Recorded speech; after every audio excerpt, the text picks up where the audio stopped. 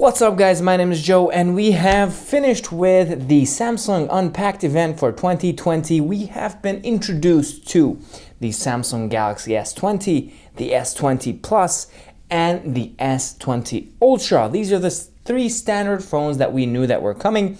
Also, we received a new Samsung Galaxy Z Flip, which is a really cool thing. But let's talk about the whole event with a little bit of honesty, as you would get to know from my series, Opinion. So this is Opinion, guys. Welcome, and let's start. I've got to a point in smartphone keynotes where I don't care anymore. I have smartphone keynote fatigue. And the best example is when the keynote was going on, I got a notification from MKBHD that he just published a video on the phones that have not even yet been introduced to the public on the keynote, but he's already talking about it. I mean, hint, Samsung, you should at least wait until the end of the keynote, please, next time. It really ruins your keynote. Everybody clicked away. And I would rather watch MKBHD, but I got bored while I was watching that. And it's not because of Marquez. He does phenomenal videos and I love them. But it's like, okay, cool. Yay. I can't care anymore. I really can't. We've seen upgrades to these smartphones every year. We see the 120 Hz display. We see the cameras. We see everything that's in the book. It's coming every year, and for some reason I just can't get excited about smartphones anymore. And I don't know why this is, except for one thing, except for the Samsung Galaxy Z Flip, which is flippin' awesome, pun intended. These flip phones are like a drop of water in the desert. They bring something new to the table. They show that there is a new way for this to go. But my problem with the flip phones are that they're very, very fragile. And the quality of those screens is nowhere near like a glass screen. The technology is not there where the premium phones are as of yet, so obviously we can't have the Samsung Galaxy Z be on the same level as a Samsung Galaxy S Ultra, but what it does have is it has tremendous amounts of cool factor. I think there are some aspects of a traditional smartphone that makes it very boring today. Glass front, glass back, huge camera bump, and you can't really do anything. From there, it's all about the software. That's where Apple is trying to, show something extra and do the whole ecosystem with Mac, iPad OS, and iPhone apps, whatever. That's a different video for a different time. But it's all going to be about the software because no one will care about the hardware. The hardware will catch up. The Samsung Galaxy Ultra costs $1,400 in 2 years. You can buy it for like $700, $600, and you'll have the latest and greatest 5G phone that was like highest standard today. So these phones are all freaking superb. The cameras are good.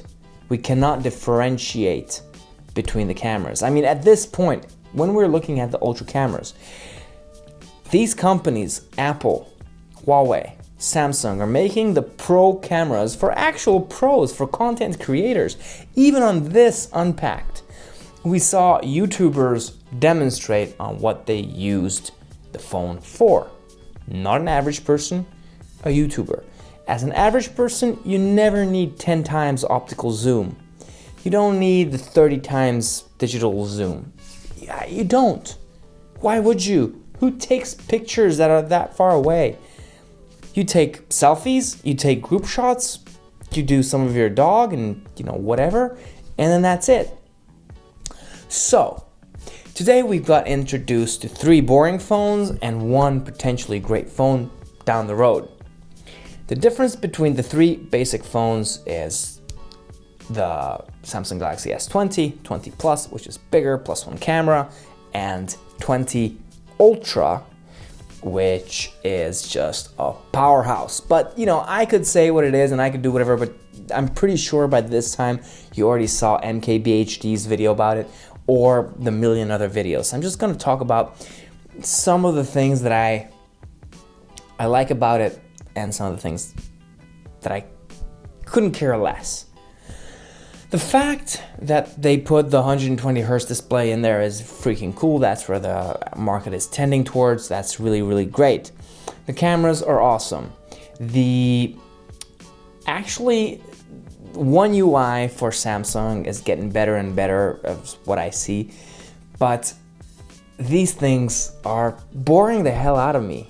There's nothing new, nothing exciting. The YouTube Premium is pretty cool, so if you buy the phone, you get YouTube Premium. The integration with Netflix is pretty cool. These are the kind of things that actually, you know, get normal users to buy your phone.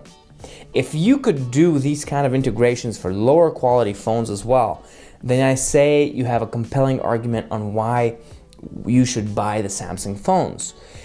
Samsung doesn't have a streaming service. If they can integrate Netflix into their system, that's freaking awesome. Apple's working on their own.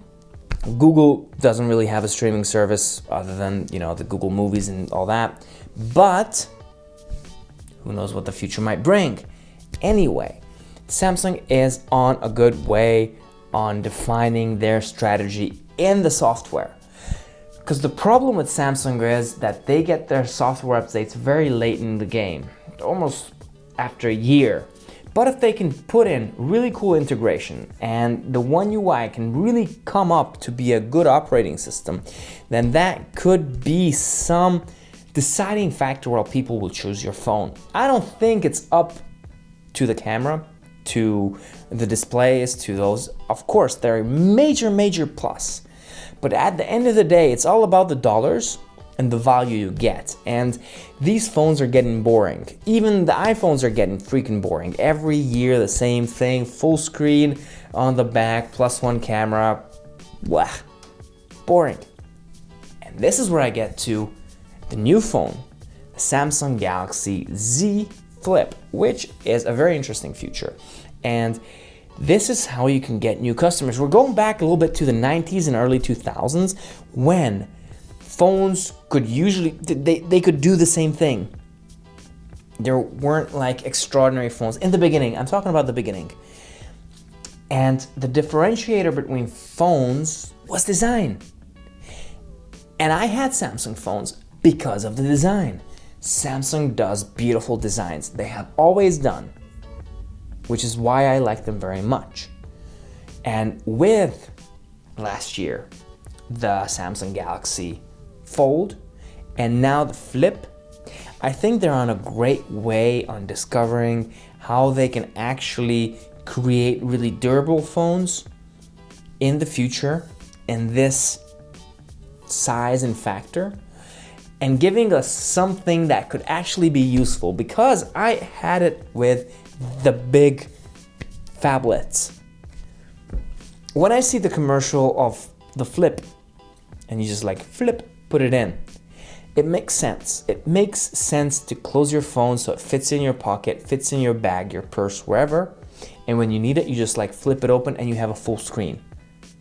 And a good quality screen in terms of like not material quality, but a good quality for, you know, viewing experience.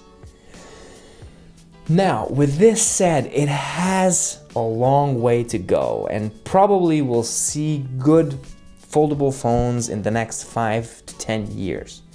Or maybe when Apple does one. Because I'm pretty sure they're gonna do something in the future. Not maybe yet, but something in the future. So, all in all, it was a very boring event. We knew everything beforehand, so everything, all the details, all the designs. They even leaked it themselves in the Oscars as they put out a advertisement for the Galaxy Z Flip. So at this point, if you're considering on buying a Samsung and you have last year's S10, don't upgrade. You don't need to. But if you have an older Samsung, yeah, you can think about it. If you're a Samsung guy or girl, why not? But the price is steep. If you want to go for the Ultra or the Flip, it's $1,400. So think about it. But if you're one of those people who likes style and design and, you know, wants to show off, go ahead, buy the Flip. You'll be flipping awesome. Thank you very much for watching. Until my next video, stay safe and hang loose.